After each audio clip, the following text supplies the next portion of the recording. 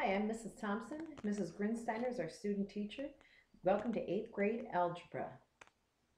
As you watch this video, I'm going to go through some of the things that we're going to be working on in class in the next few days.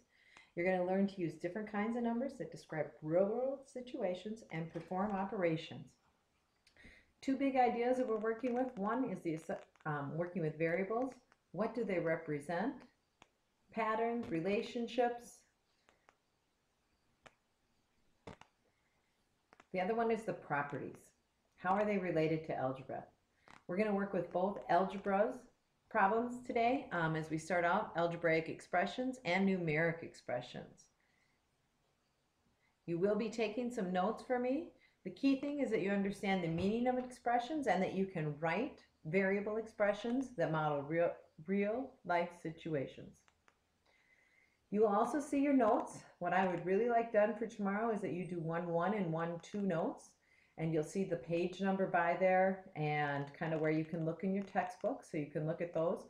You can also look online, look up the words in the dictionary, but you want to make the dictionary or put the definitions that make sense to you.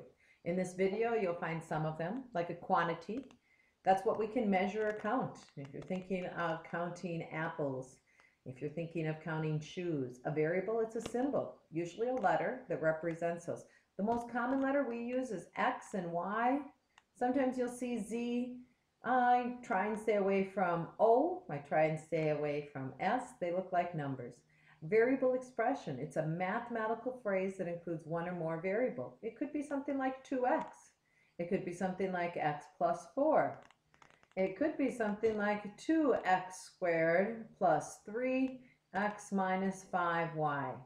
One thing you will notice in both variable and numerical expressions is that there is no equal sign. Equals makes it an equation. These are only expressions. It's a phrase. Just like in English, a phrase does not have a period. This one involves numbers and operations. So this one would just be all your number combinations, kind of like your order of operations.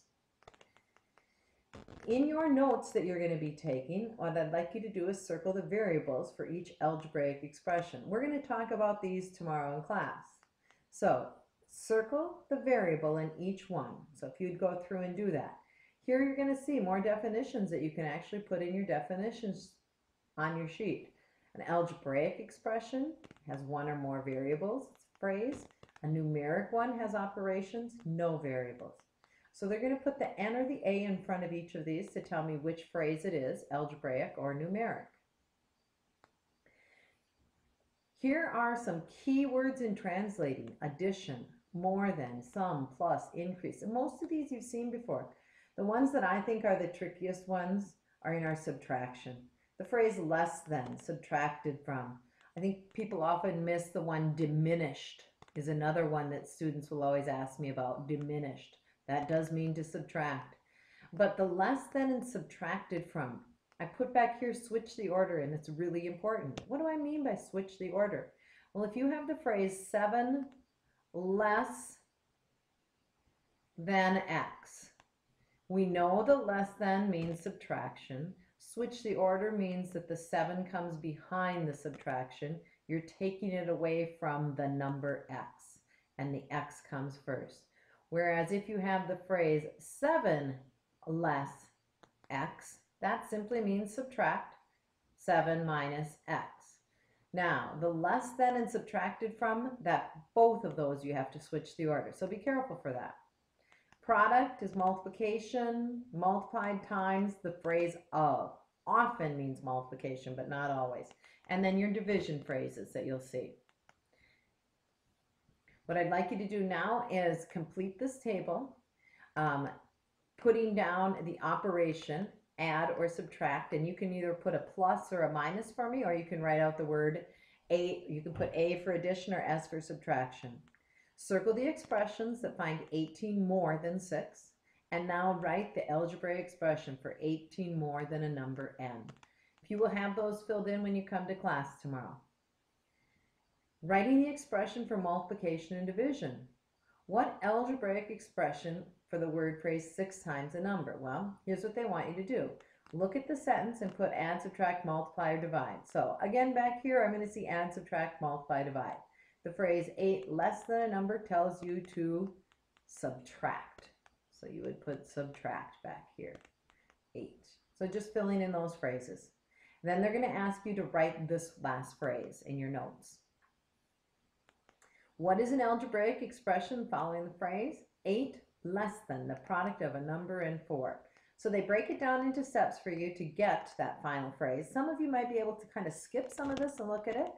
If we are just going to write the product of a number, x and 4, we always want to keep what's called our coefficient 4 in front of the x. So we know we're multiplying, product means to multiply, but with that multiplication, what we want to do is we don't want to put x4 or x dot 4, and we certainly do not want to use x for multiplication. So the best answer to leave that is 4x. 4, remember, is what's called our coefficient. If you don't remember that phrase from last year, coefficient, it's the number times the variable. Here they're asking you to underline the correct phrase that completes the sentence. The phrase 8 less than a certain number tells you to subtract 8 from the number or subtract a number from 8. Now, key thing, remember, key phrase, less than. So we should be looking at the first one. And now if you would fill in this last answer on your own. Here you're going to use some of these words up here and fill in the boxes as you go down. Complete the phrase, blank of a number and x 8.1. So if we're looking at this first phrase, what should we be looking at? So here are some hints. You can also look back at the other words if you have in your notes. Please translate all of these phrases as best you can. That's what we're going to look at tomorrow in class, so that I should see these translated. We're going to take a look at a couple more of these activities that work with setting up a table and looking at a story situation, and what does it mean as you're looking at that story situation. In the story, it says Marcus is working at a convenience store. He makes $5 an hour. Complete the table to determine his earnings.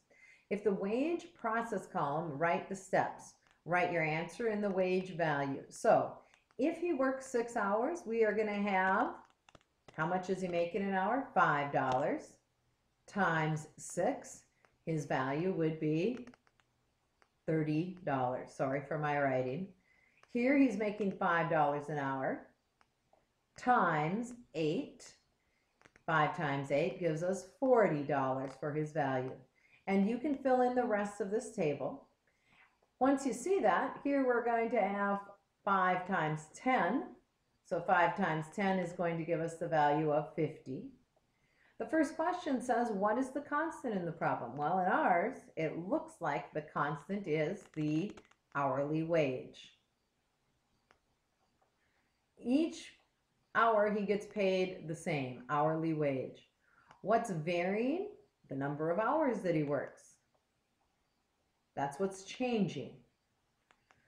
Choose a letter to represent the varying quantity. I like, since it's hours, I like H. So we're going to use H for our variable. Could you use X? Yes. The expression for it, after how many hours worked, he earns $5H. You're going to try a few of these on your own. This next one, you're working in a store. To get the retail price, he increases the wholesale price by $4. Complete the table, show possible retail prices. So in our first one, we're looking at $8.95. In the second one, what do we start with? Well, we're starting with the price of $5.50, but we're adding on 4. And you can have this table filled in. Again, I want you to answer these questions. What's constant? What's changing or varying? Choose the letter to represent it, and then write an expression. The TV repairman, here's another example, has $20 for making a service call, and then he charges $17 an hour. I filled in the table for the most part. I need you to complete this chart and tell me how much he might charge. So for 2 hours, order of operations says we have to take 17 times 2. 17 times 2 is 34 plus 20. 34 plus 20, 54 is his total charge. And you can continue going down this chart to fill in. It says write an expression for the total number of hours in terms of the number of hours worked. So in the last one, H, what is going to be our equation that we are finding out? There's a couple more that you're going to look at. I would like you to try filling this one in. This is when a factory's paying her $2 for each part she makes. Complete the table and then give us an expression for the N part. Again, we'll look at these in class. Here, Harry's Fix-It Herman is working at $5.25 an hour. He gets a bonus of $125 for each small appliance he serves. He repairs. Complete the table. What we're doing is looking at a rule for a pattern. So suppose you can draw this segment, and so now you're going to look at this situation. The other ones were kind of real situations. This one's a little more mathematical. It says we're looking at triangles formed in a polygon. In a four-sided figure, the number of triangles that you're going to form, and what we're doing is we're taking from one vertex and drawing what's called the diagonals. So in a regular hexagon at the right, they show this pattern. 1, 2, 3, 4 triangles when it's a six-sided figure. 6 minus 2 gives us the 4. If it's a four-sided figure, here would be your four-sided figure, any quadrilateral. How many triangles do we have? 1, 2, 4 minus 2. So this pattern, so that they're looking at. They want you to answer these questions. So tomorrow in class, when we look at these questions on your note guide, we should be able to answer those and kind of come up with a few questions or make sure we help each other. You're going to do these 6 questions right now in your notes for me so that we can look at tomorrow in class. And then the last part that we want to take a quick look at is filling in 1 through 8 is lesson 1, 2. There was a lot of information in one order of operations. Continue filling in your notes. We talk about a base, the exponent, and power. It says, well, what is the simplified form of an expression 10 to the 7th? And you can see 10 to the 7th does not mean 10 times 7, but 7 tens, 10,000. 0.2 to the 5th means 5.2s multiplied together to give us that. We'll talk about in class tomorrow using our calculators. Make sure you have your calculator with so we can work. You're asked to circle the expressions for each of these. So please take a look and try and have these expressions and underlining. Again, if you need to use your book, feel free to do that. Here, we're following the steps to look at this. Identify the base and the exponent in each one. So what is our base in 3 to the 4th? You should be able to tell me that. What is our exponent? So we should have our base being, if you haven't filled yours in, I'll give you a minute. It's 3. What is the exponent? It's 4. You're going to do the expanded form for me and then simplify. The last thing that we are looking at in our key concepts as we are looking at these is how to perform our order of operations. And I know most of you know these, so just kind of a reminder. Simplifying your numeric expression, you're going to do 8, 9. They talk about what happens first, and then number 10, actually solving that. I look forward to seeing you in class. I hope this went well tonight.